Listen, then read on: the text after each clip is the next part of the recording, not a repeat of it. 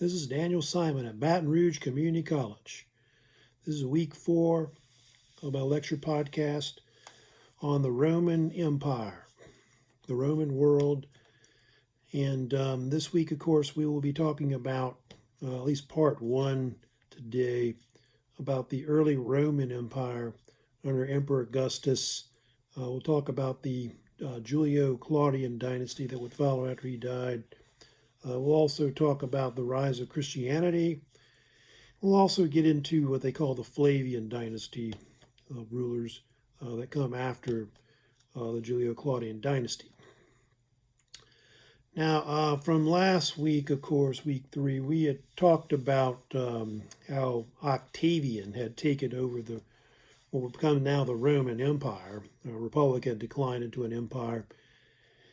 And I think we talked about how Octavian had defeated Mark Antony and Cleopatra, and then after that became the sole ruler of the Roman Empire. And of course, later Octavian was called different names. Everybody called him, Caesar Augustus, Emperor Augustus, as the first Roman emperor. There, of course, is a picture of him back here, Emperor Augustus, of course, the first Roman emperor, also Octavian. And Octavian they think, became emperor maybe close to about 27 BC. Usually that's the date of when they think the Roman Empire began, which goes from usually around 27 BC, maybe up to 476 CE or AD. That's usually about 500 years. So we're going to first talk about, the period under Augustus. Who, like it says up there, he's the father of the Roman Empire. That's why I put up there, our father, because of that. And after he took over as sole ruler of the Romans, one of the things that the Senate did was they gave him a title, which was called Augustus. What does Augustus mean? There's all kinds of translations of what it means, but one thing it does mean is the venerable, I think has been translated, which can mean different things, like saying like he's the greatest. Some people say the illustrious one, or saying that he has greatness overall. So it's kind of like saying he's a great guy, and I think even when he died, if you know about it, they later deified him. So he was seen as like part God as well. But he hated the title. He couldn't stand, the title Augustus. I think he thought it was too regal.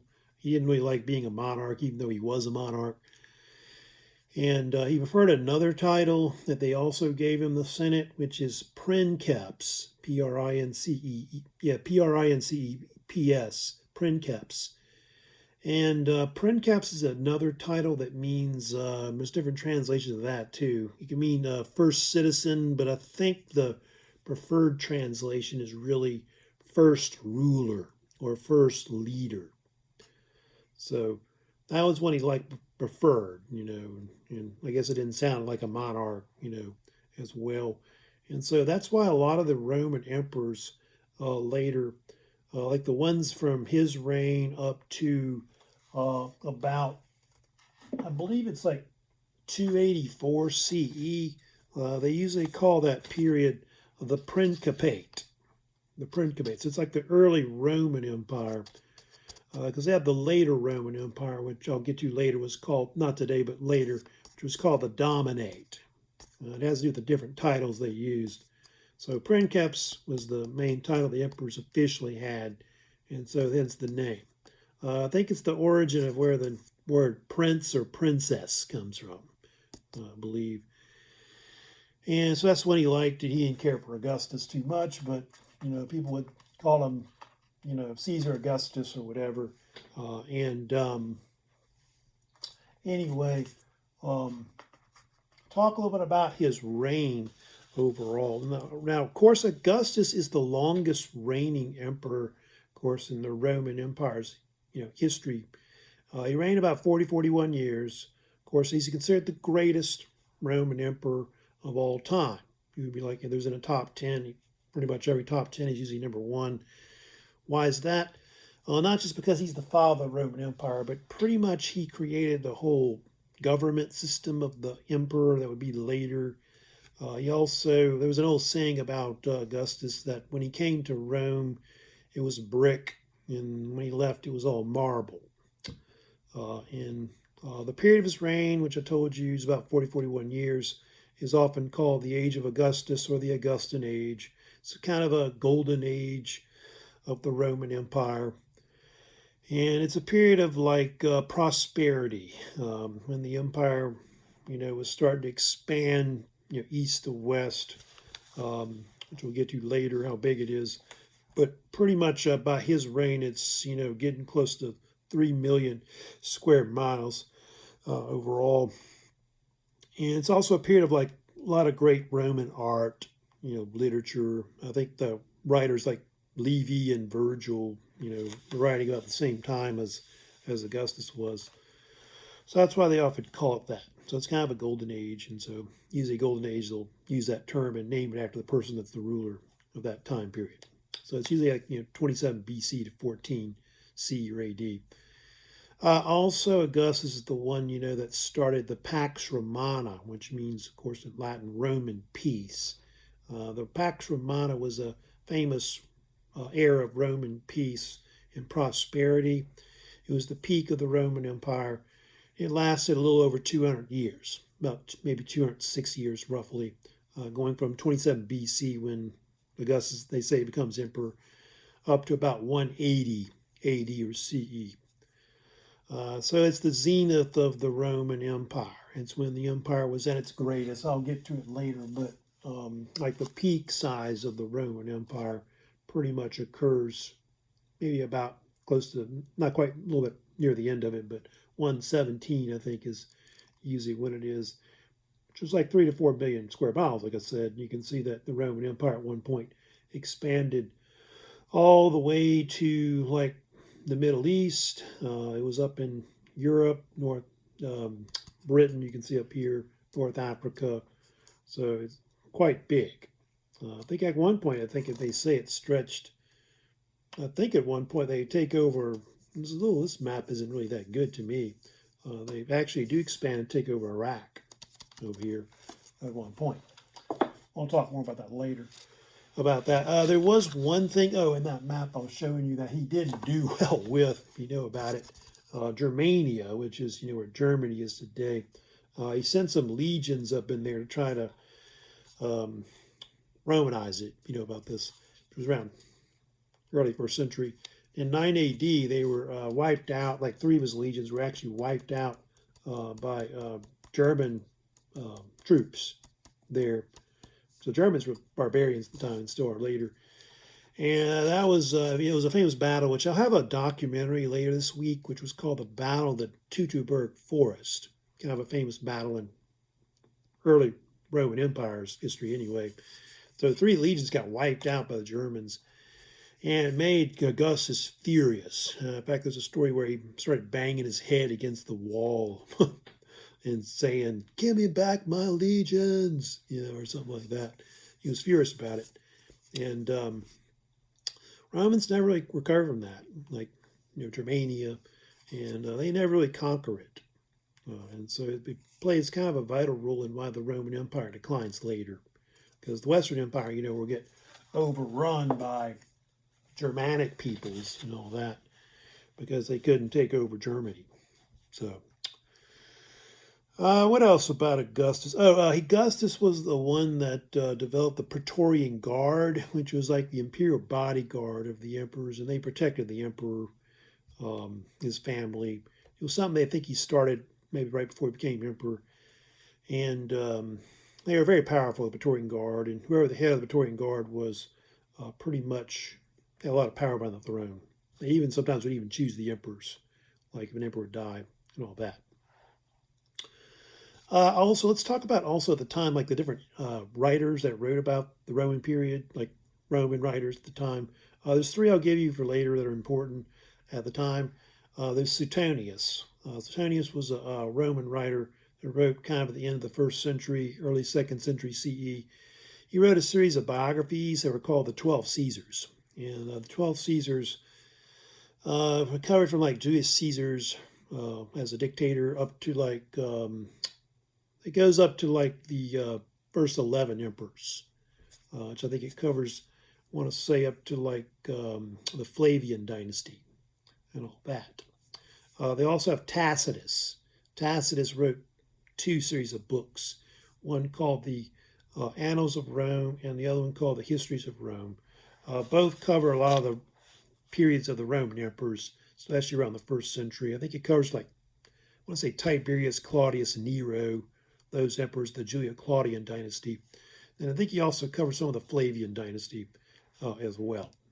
And then also they had another writer named Cassius Dio. Cassius Dio had different books too, which were about the Roman Empire, but he's one that had supposedly, of course it's good today, pretty good one, which was a biography on Augustus, which I think is called The Reign of Augustus.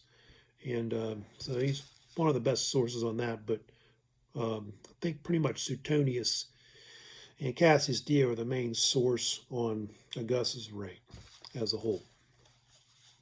Now, like I said, Augustus would die in 14 CE or AD, so he reigned like 41 years, longest reigning emperor. And they had a dynasty, of course, come in that was related to him. They think that, Augustus started the so-called Julio-Claudian dynasty, which had 5 emperors in it. It's the only dynasty that's related back to Augustus and Julius Caesar.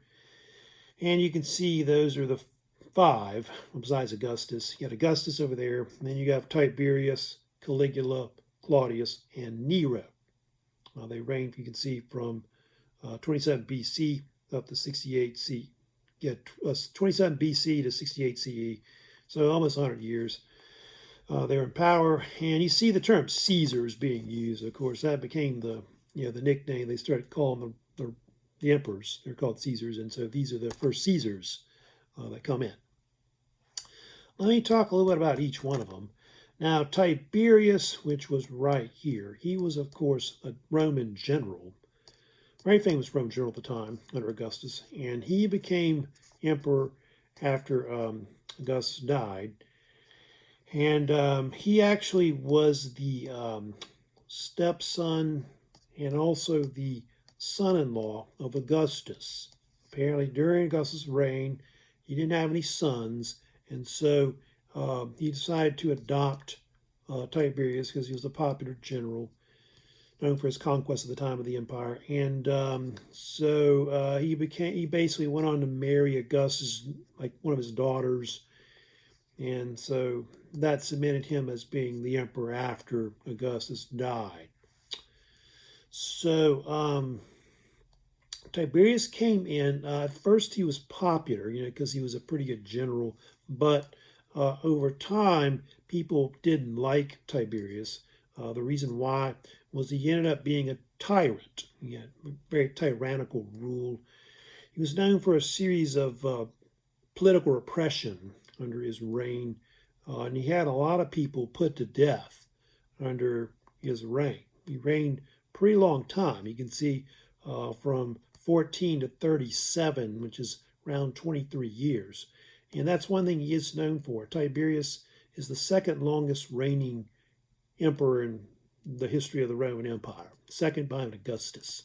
So even though he's kind of a tyrant, I think he's still usually considered a pretty good emperor, like one of the maybe top 10, or if he is in the top 10, he's more near the back of it. And like under him, the empire expanded a little more, and Tiberius,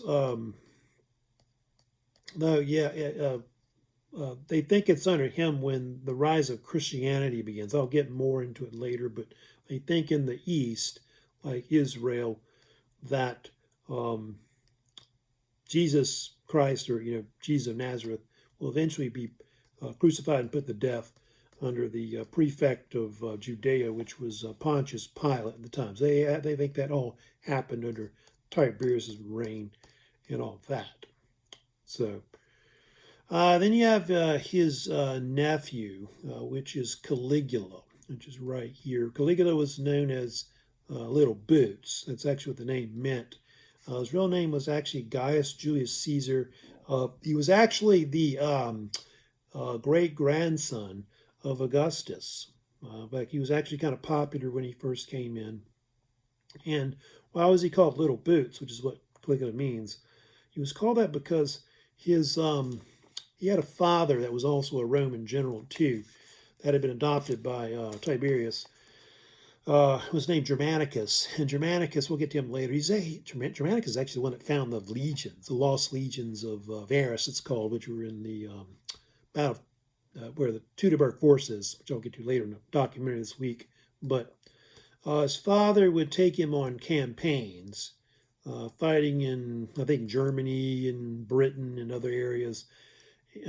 Not Britain, Germany and other parts of Europe. And anyway, what happened was his mother, not his father, his mother would dress him up like a little soldier, like a Roman soldier. And so he wore the boots of a Roman soldier, and so they called him Little Boot or Little Boots, and the name stuck. And so people called him that later, but he hated it. He hated being called Little Boots. And I think he couldn't say it to him or probably killed. Caligula was known, he of course had a very short reign, 3 or 4 years. He was very tyrannical. He had a lot of people killed under his reign. And he was known for all kinds of antics, which were stories that a lot of different writers wrote about, Suetonius and others. There was one claim that he slept with his sister, which may or may not have been true. There was another notorious story where he had a famous racehorse at the time, which was used in chariot racing. Its name was Incitatus, and he threatened to make it Roman consul during his reign. So I don't think it ever happened, but it's something he was kind of known for.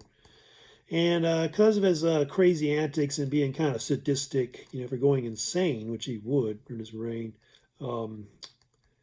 eventually the Praetorian Guard had him killed. So he was assassinated in the year 41, and Caligula was, pretty much gone from there. So his whole family was killed too, not just him as well. So he's kind of notorious, as this sadistic kind of crazy emperor. Then he had Claudius. Claudius was the uncle of Caligula, and he came in 41, reigned, you can see, about 13 years or so, from 41 to 54 CE. Claudius is actually considered one of the top 10 emperors, I think, of all time, too. He's a pretty good emperor, actually. And Claudius was known for different things. Claudius was one of the first Roman emperors to be born outside of of Italy. I think he came from Gaul, which is now what we call France. He was born there, and so he's the first emperors later that come from different provinces that are outside of Italy. I think they say under his reign he started actually giving citizenship to people that were outside of Italy. Claudius was famous in 43 CE for invading what is Britain, which is, you can see here, up here, across from what is Gaul.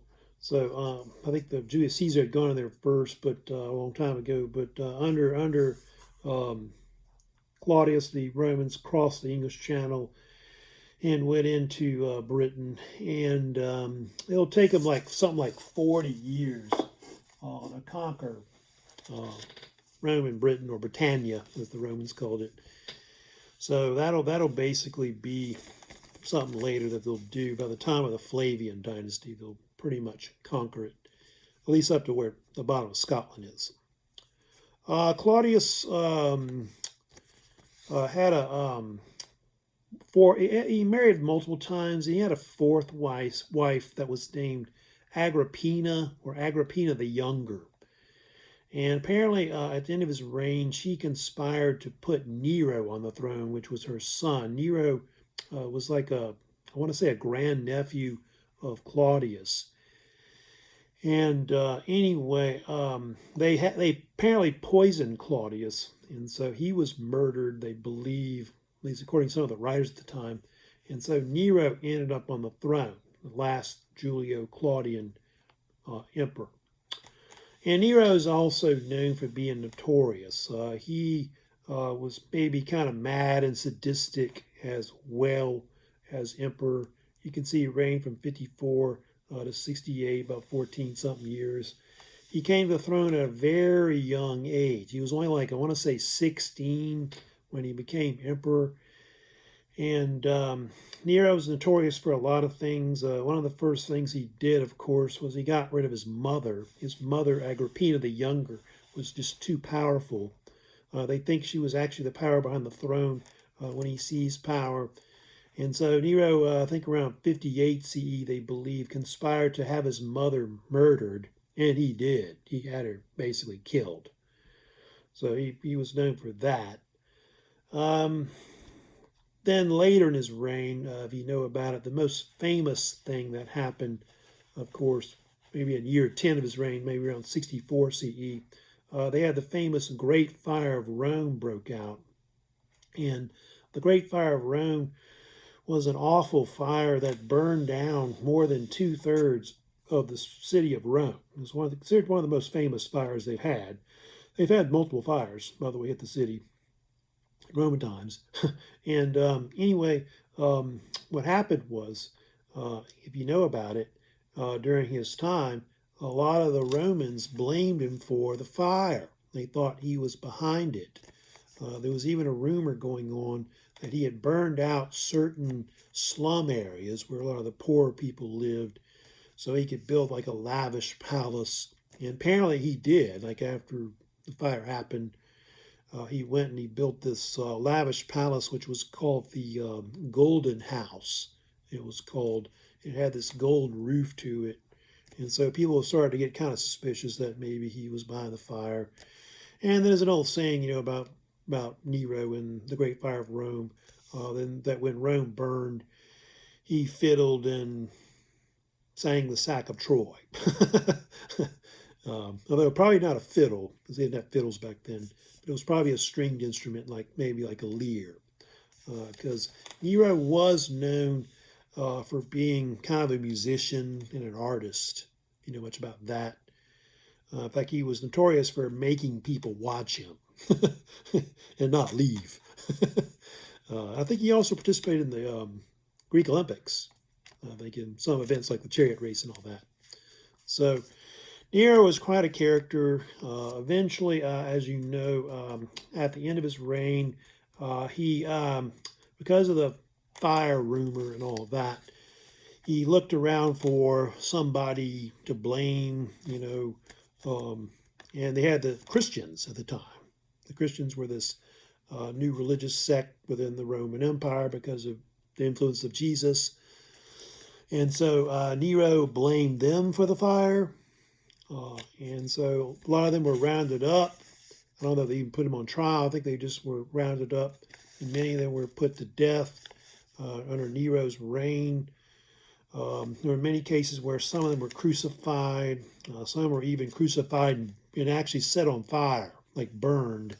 There was a story where I think some of the Roman writers like Suetonius and Tacitus mentioned how he would actually use some of the Christians for light, like at parties. They'd have a party and they would take some Christian and they'd light him on fire, you know, as artificial light. There's another story where I think they told where they would take Christians and they would wrap them in fur, like animal fur, and they would throw them to wild animals to be eaten, basically, like wild beasts.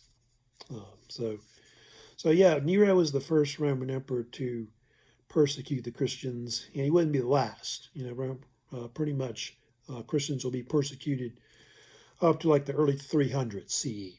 So over a period of like 200 something years that you know Christians are pretty much persecuted.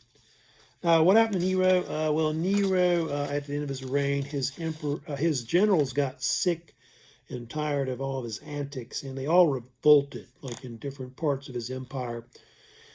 And I think even the armies started declaring their generals emperors, and it led to a period later called they call it the Year of the Four Emperors, which was really in 69 CE, where the different Roman generals would fight over the empire.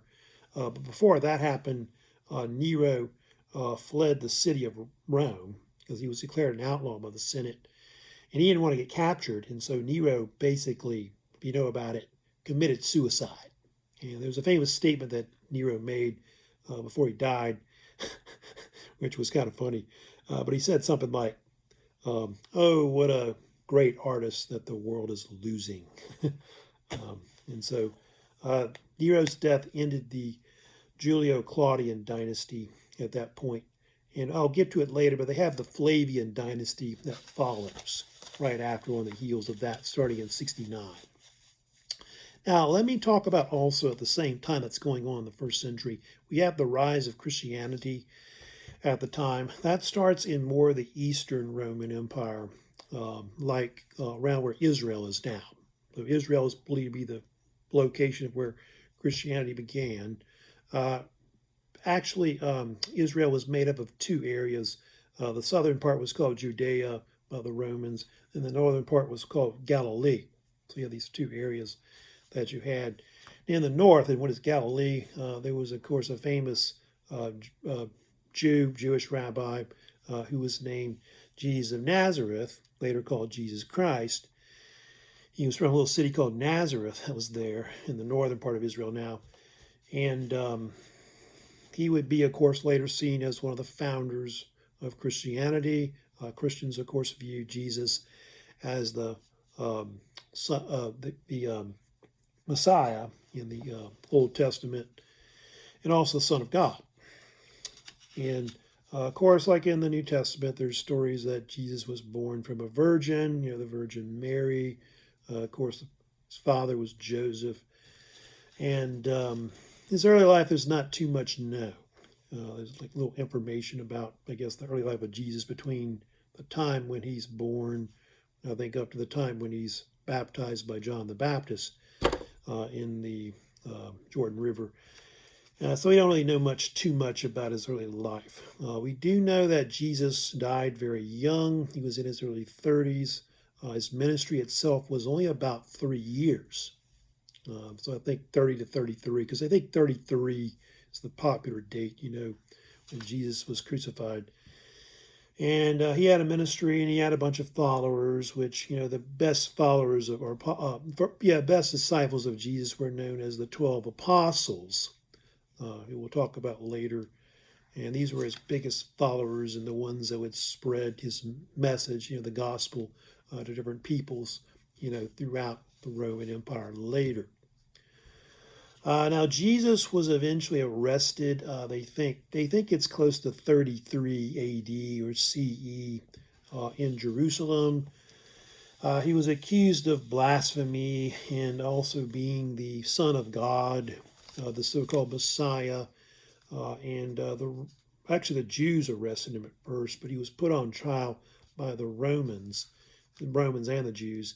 And eventually he went before the prefect of Judea, which was Pontius Pilate, who had been, by the way, appointed by Emperor Tiberius. So it's the same time period as Emperor Tiberius. In the New Testament, they say Caesar, and that's who they're talking about, Tiberius.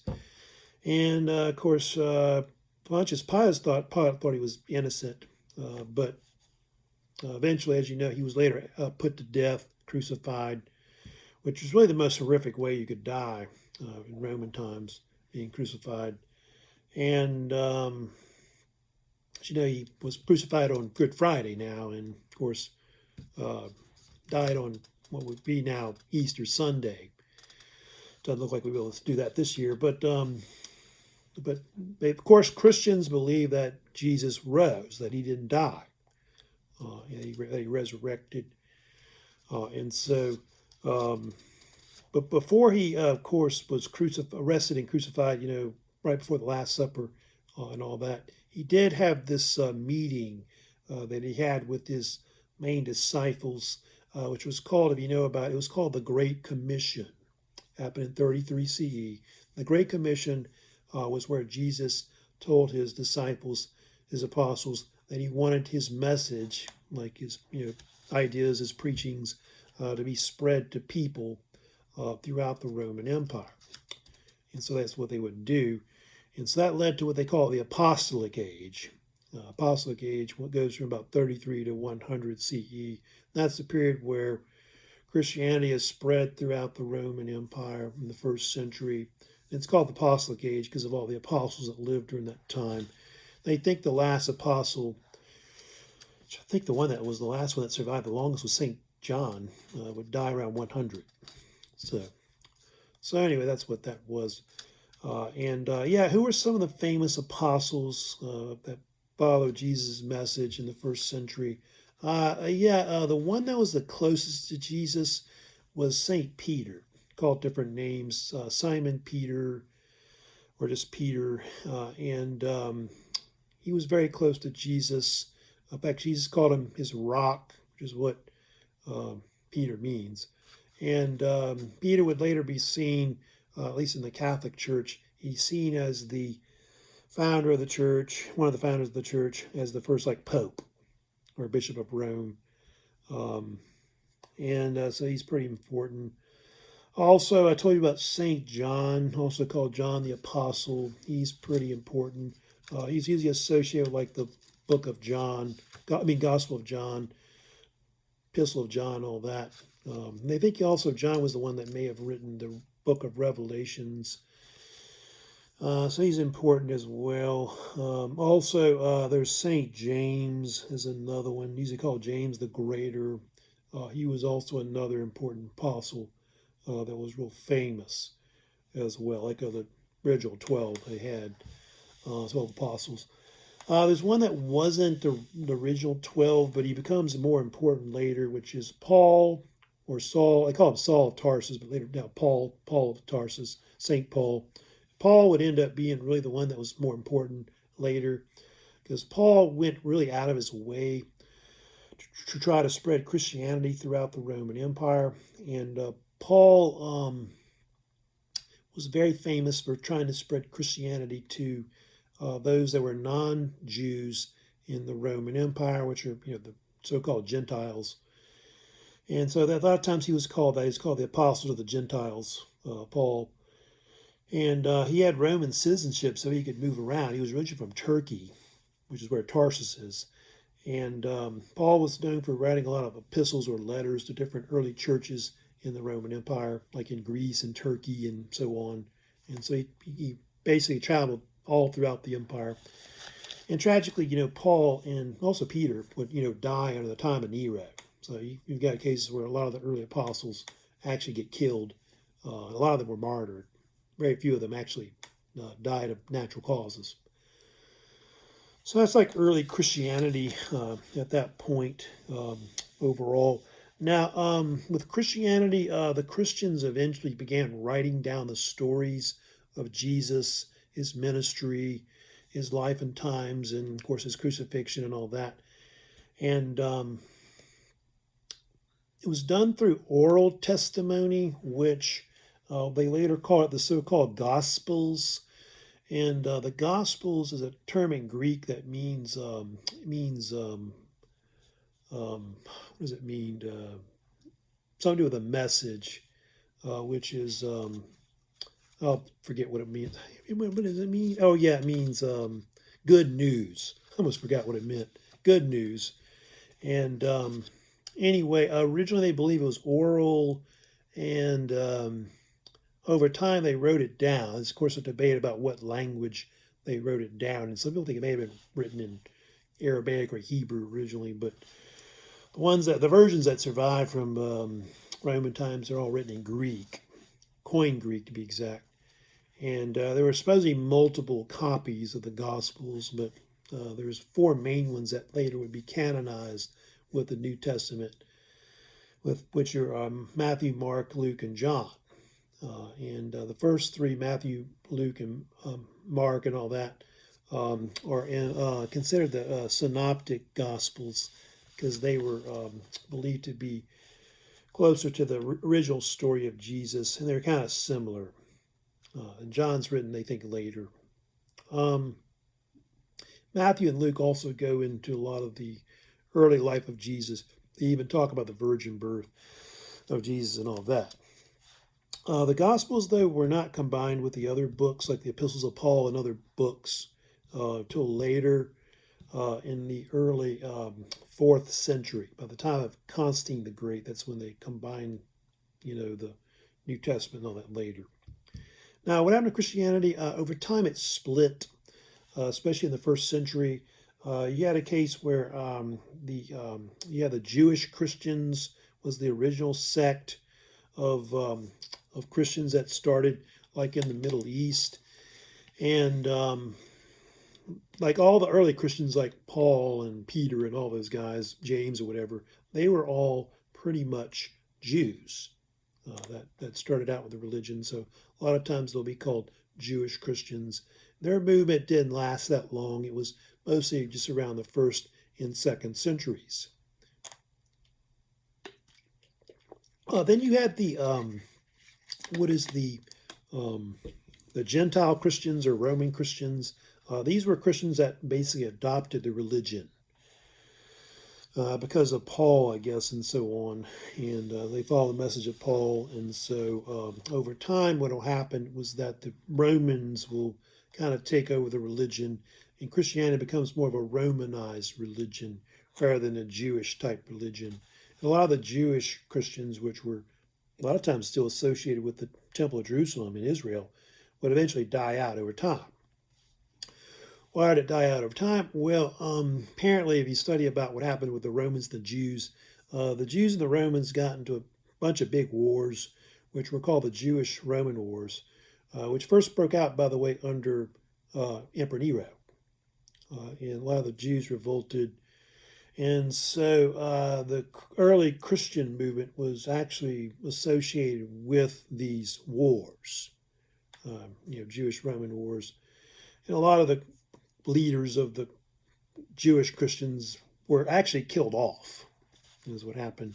And so the religion becomes more of a Romanized version, of course, later. Over time, also, the Christianity will eventually split like into different churches. Like by the Middle Ages, you've got two main churches that form, which are the Roman Catholic Church based in Europe, in Italy, and then in Eastern Europe and Turkey and all that in the East. You've got the Greek Orthodox church that they have, which they think was one of the original churches that started Constantinople. That was actually the church of the Byzantine Empire, or Eastern Roman Empire, and then the one that was the Roman Catholic one kind of came out of the Western Roman Empire, which is in medieval times. But Roman Catholic Church was more of a medieval church. We'll get to that later, more about Christianity, how it kind of evolves over time. Now, let me talk for a few minutes before I end this first part lecture. Let me talk about the Flavian dynasty. Now, the Flavian dynasty is a dynasty of emperors that would take power in 69 CE. It was a very short-lived dynasty, as you see here, 69 to 96, and only had three emperors in it. You had Vespasian, you had Titus, and you had Domitian. And Vespasian was a Roman general that seized power in 69 after Nero was killed, because Nero's death created like a civil war. And so for about a year or so, different generals fought over the empire, and Vespasian would seize power. Vespasian was actually a Roman general in the east, and he had two sons, which were Titus and Domitian, who, by the way, the first time where he had sons that would succeed their father as emperor. And Vespasian was really old. He was in his 60s, by the way, when he took power. I think he was around 60 years. I think he was almost 70 years old when he died. Yeah, he's pretty old. And his full name was Flavius Vespasian. And so a lot of the dynasty was called Flavian, after his family name. What was Vespasian known for? First of all, like I said, he was a Roman general.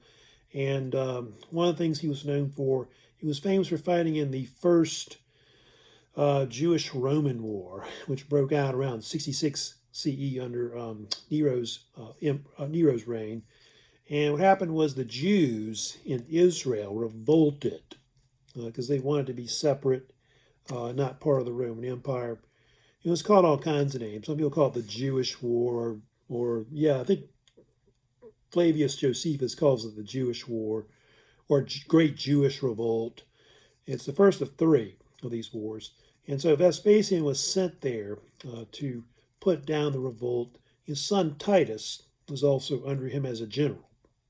And anyway, what happened later was that Titus probably became more famous later because Titus is the one in 70 CE, they believe, that would sack Jerusalem. And he would destroy the second temple of Jerusalem, destroy most of it.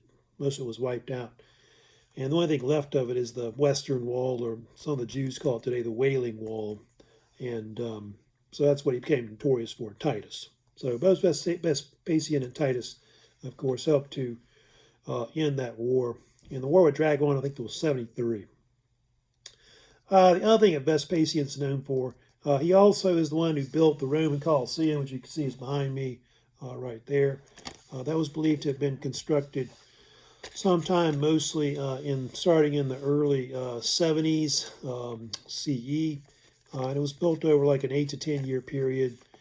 And the Roman Colosseum was actually originally named after him. I think it was called the what's it called, the Flavian amphitheater or something like that.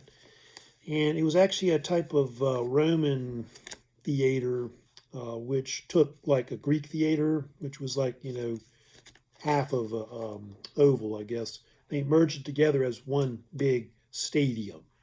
So one of the first of its kind like that. And so the Roman Colosseum, is the prototype to a lot of, modern stadiums where they play football or soccer, that kind of deal. And it could hold up to about 50, 60,000 people to watch different events. You can see part of the upper deck is gone now in Rome. You can see only the upper deck of it is on that one side of it. And it's not perfectly like a circular shape, but more of an oval shape. And they do believe that most of the people that built it was slaves. It was built by slaves, likely Jewish slaves that were captured during the war that we were talking about. So they're the ones that mostly built it. It was believed to have been built on some type of lake that was like part of a chateau area, like the so-called Golden House, I've told you, of Nero. And they had a statue nearby that was called the Colossal of Nero. It was a huge statue of Nero that they had built there. And so because of that, they called the stadium the Colosseum, named after the statue, hence the name. So it was built on some kind of lake, and they would actually feed water to it, because I think there's a theory that the Romans may have actually filled it with water sometimes. It had mock naval battles in it, which is totally insane. Of course, it was mostly used for predominantly gladiatory fights. Yeah, they've had gladiators that would come in, gladiators. Gladiators. And spelled gladiator wrong.